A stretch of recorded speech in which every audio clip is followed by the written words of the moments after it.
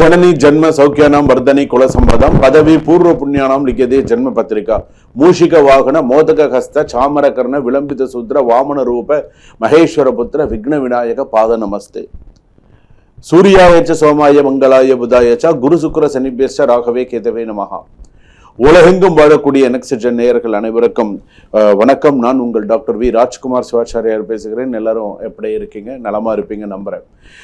இந்த வார ராசி பலன் என்ற முறையில நாம் பார்க்கக்கூடிய சில விஷயங்கள், முக்கியமான சில விஷயங்கள்லாம் இருக்கு.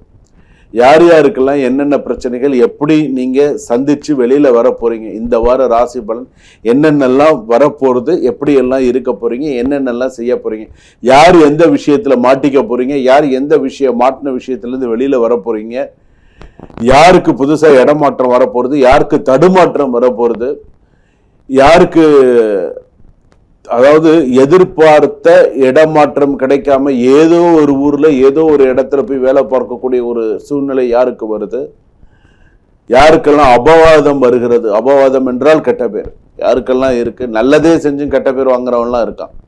ஸோ இந்த மாதிரி எல்லாம் இருக்கக்கூடிய விஷயங்கள் யார் யாருக்கு எப்படி எப்படி இருக்கு. 12 ராசியில நம்ம பிறந்திருந்தாலும் நம்ம பிறக்கக்கூடிய ராசிக்கு பார்த்தீங்கன்னா ஒரு தன்மை உண்டு. நான் ஏற்கனவே பல பதிவுகளில் சொல்லியிருக்கேன், இது ஒரு கொடிய உலகம் அப்படின்னு சொல்லியிருக்கேன். இந்த கொடிய உலகத்துல பிறந்து வளர்ந்து நம்ம போய் சேர்ற வரைக்கும், ஒரு பேர் எடுத்து போய் சேர்ற வரைக்கும் இந்த கொடிய உலகத்துல மிக போராட்டமான வாழ்க்கை தான் எல்லாருக்குமே. இந்த கொடிய உலகத்துல கொரோனாவை விட கொடிய உலகம் இது.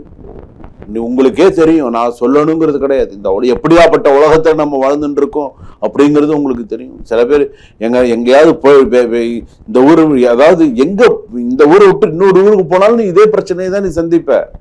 நீ ஊரு விட்டு ஊரு போனா மட்டும் நீ நல்லா இதா வந்துட போறியா? கிடையாது. அப்போ நீ அந்த இருக்கக்கூடிய இடத்தை எப்படி செஞ்சுக்கணும், எப்படி நம்ம பார்த்துக்கணும், எப்படி நம்ம இருக்கணும், இந்த கொடிய உலகத்துல இருக்கிறது ரொம்ப ரொம்ப ரொம்ப கஷ்டம். இங்க இருந்து போனாதான், இங்க டிக்கெட் எடுத்து ஃபைனல் டிக்கெட் எடுத்து போனாதான் நமக்கு நிம்மதியே தவிர அது வரைக்கும் கிடையாது.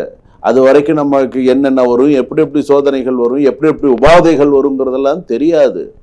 ஸோ அப்ப நம்ம இந்த 12 ராசிக்கு அப்படின்னு சொல்லும்பொழுது நம்ம தான் ஒரு விஷயத்தையும் பார்த்து பார்த்து நம்ம தான் நடந்துக்கணும். எதுல நீ அலட்சியம் காட்டுறியோ அதுலதான் உனக்கு முதல் பிரச்சனை வரும். முதலும் கோணல் முற்றும் கோணல் அப்படிங்கிற மாதிரி. சரியா? வாங்க வீடியோக்குள்ள போலாம். வீடியோ கடைசி வரைக்கும் ஸ்கிப் பண்ணாம பாருங்க. ஏதாவது சந்தேகம் இருந்தால் இது பொது பலன் தான். நீங்க உங்களுடைய சுய ஜாதகத்தை அனுப்பி ஒரு முறை உங்களுடைய முழு ஜாதகத்தை பார்த்துக்கோங்க. டிஸ்கிரிப்ஷன்ல நம்பர் இருக்கு. சுபம் வாழ்காலமுடன். மகர ராசி நேயர்களை, திருவோணம் மகர ராசி, உத்திராடம் மகர ராசி, அவிட்டம் மகர ராசி கடுமையா உடைக்கிறேன் சார். ஆனால் எனக்கான பேர் இருக்கா இல்லையான்னு எனக்கு தெரியாது. ஆனால் நான் எதையும் எதிர்பார்க்கல. நான் வாட்டுக்கு வேலை செய்கிறேன் சார். நான் உண்டு, என் வேலை உண்டுன்னு இருக்கேன் சார். பண்ணிகிட்டு இருக்கேன் சார். பண்ணு, எந்த மாற்றமும் நீ வாட்டுக்கும் பண்ணு. 7ல் குரு, திருமண யோகம் வந்தாச்சு. வேலைக்கான நிறைய நல்ல ரெகக்னைசேஷன் கிடைக்க போகுது. உன்னுடைய அடுத்த லெவலுக்கு நீ போகக்கூடிய சூழ்நிலைகள் வரும். ஒன்று புரிந்து கொள்ளக்கூடியவர்கள், கூட இருக்கக்கூடியவர்கள் உன்னை புரிஞ்சுப்பாங்க. ஓகே ரைட், பரவாயில்ல, செய்கிற பண்ணுற அப்படின்னு சொல்லி. இன்றைய போட்டி உலகத்தில் நிறைய காம்படிஷன் நிறைய இருக்கதா இருக்கும். வேலையிலலாம் நிறைய காம்படிஷன் இருக்கதா இருக்கும். நான் இப்போவும் சொல்கிறேன், இப்போ நீங்கள் ஒரு டீச்சிங் லைனில் இருக்கீங்கன்னு வச்சுக்கோங்களேன். சில பேருக்கு ஐடி லைன் விட்டுட்டு டீச்சிங் லைனுக்கு வரவங்கலாம் இருக்காங்க. சரி, இது சரியாக வராது, நம்ம வேறு ஏதாவது ஒரு வேலை கிடைச்சா போதும், ஏதாவது ஒரு விஷயத்தில் வந்தால் போதும் அப்படிங்கிற மாதிரிலாம் வருவாங்க. ஸோ கொஞ்சம் பார்த்து தான். ஏன்னா அங்கே ஓவர் ஸ்ட்ரெஸ்ஸாக இருக்குன்னு இங்கே வருவாங்க. சரியா? இல்லை, ஏதாவது பக்கத்தில் இருந்தால் கூட பரவாயில்ல, ஏதாவது ஒரு வேலையை நான் பார்த்துக்கிறேன் அப்படின்னு சொல்லக்கூடியவர்கள்லாம் இருக்காங்க. ஸோ அதுக்காக சில விஷயங்களை கவனமாக இருக்கும். காம்படிஷன் அதிகமாக இருக்கக்கூடிய விஷயங்கள். தொழில் வியாபாரத்தில் மெதுவான ஆனால் உறுதியான வளர்ச்சி ஏற்படும். கட்டுமான, நிலம், இரும்பு, இயந்திரம் போன்ற தொழில்களுக்கு சிறப்பாக இருக்கும். ஸோ இதெல்லாம் கவலைப்பட வேண்டாம்.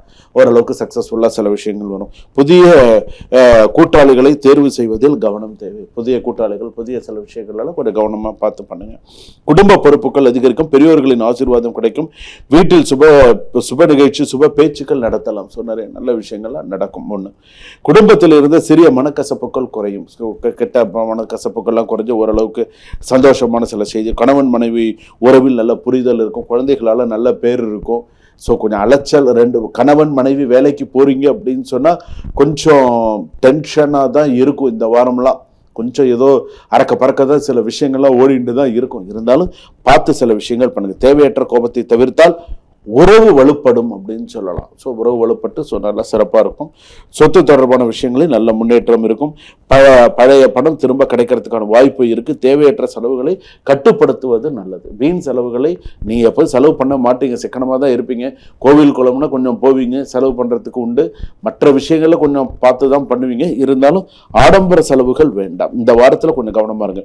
உங்கள் வெற்றியை பார்த்து சிலர் பொறாமைப்படலாம். என்னம்மா இன்னைக்கு இப்படி, அதுவும் பெண்களாக இருந்தால் ரொம்ப பொறாமப்படுவாங்க. ஆண்களாக இருந்தால் கேட்கவே வேண்டாம். என்னப்பா இவன் திடீர்னு இப்படி இருந்தால் திடீர்னு இவனுக்கு எப்படி இந்த ஒரு விஷயம் இவனுக்கு வந்து எப்படி வந்தது, வராதே, வரத்துக்கு வாய்ப்பு, நான் இருக்கிற வரைக்கும் இது வராது இவனுக்கு அப்படிங்கிறவன்லாம் இருப்பான். ஏன்னா அவனுக்கு தேவை உன்னுடைய வளர்ச்சி இல்லை, உன்னுடைய பலவீனம். ஸோ அந்த மாதிரி இருக்கு. சனி மற்றும் செவ்வாய்க்கிழமைகளில் முக்கிய முடிவுகளை தவறாக எடுக்கும்போது கவனமாக எடுக்கும். அலுவலக ரகசியங்களை வெளியில பகிர வேண்டாம். தயவு செய்து ஆஃபீஸில் இருக்கிற விஷயத்த ஆஃபீஸ்லேயே வச்சிருங்க. ஆஃபீஸில் விஷயத்த வெளியில் எடுத்துகிட்டு போய் நீ 4 பேர்கிட்ட நீ சொல்கிற அப்படின்னு சொன்னால் இவன் தான் கை காமிச்சிட்டு போகிறதுக்கு ரொம்ப நேரம் ஆகாது. அங்கே உங்களுக்கு டிஸ்ரெஸ்பெக்ட் நடக்கும். அலுவலக வேலையை அலுவலகத்திலேயே முடிச்சிடுறது நல்லது. அங்கே இருக்கிற டென்ஷனை அப்படியே அங்கேயே கைட்டு வச்சுட்டு ரிலாக்ஸ்டாக வெளியில் வாங்க. அதை மைண்டில் போட்டுட்டு வெளியில் வந்தீங்கன்னா கஷ்டம். எதை மைண்டில் வச்சுக்கணுமோ அதை மட்டும் மைண்டில் வச்சுட்டு சில விஷயங்கள் பண்ணுங்கள். ஏன்னா மகர ராசிக்கு இது ஒரு விஷயம். இன்னொரு விஷயமும் சொல்கிறேன். மகர ராசிக்காரர்கள் ஆஃபீஸ் ஒர்க்கு ஆஃபீஸ்லேயே முடிச்சுட்டு வந்துடுங்க. ஒரு ஸ்கூலில் ஒர்க் பண்ணுறீங்களா, ஸ்கூல் ஒர்க்கு ஸ்கூல்லேயே முடிச்சுட்டு வந்துடுங்க. ஸ்கூலில் பாதி, வீட்டில் பாதி, மறுநாள் பாதி. தயவு செய்து இந்த 2 பட்ட வேலையை வச்சுக்காதீங்க. ஒரு மணி நேரம் கூட ஆனாலும் பரவாயில்ல, அந்த வேலையை முடிச்சுட்டு வரதுக்கு ட்ரை பண்ணுங்கள். குடும்பத்தில் உள்ள உங்கள் கருத்துக்கு மதிப்பு அதிகரிக்கும். வேலை பெண்களுக்கு பாராட்டு கிடைக்கும். நீண்ட நாட்களை நினைத்த ஒரு ஆசை நிறைவேறலாம். உடல்நலத்திற்கு ஓய்வு முக்கியம். 8ஆம் நம்பர் ரொம்ப விசேஷம். நம்பர் 8 வந்து நல்லா இருக்கும். நீளம் நல்லது. சனிக்கிழமை நல்லது. மகர ராசி தாமதமான வெற்றியை கூட உங்கள் வாழ்க்கை முழுமையாக சந்திக்கக்கூடிய சூழ்நிலைகள் உண்டு. உங்களை மதிக்காமல் சென்றவர்கள் உங்கள் வளர்ச்சியை பார்த்து மீண்டும் தேடி வரக்கூடிய வாரமாக அமையும். சுபம். வாழ்க வளமுடன்.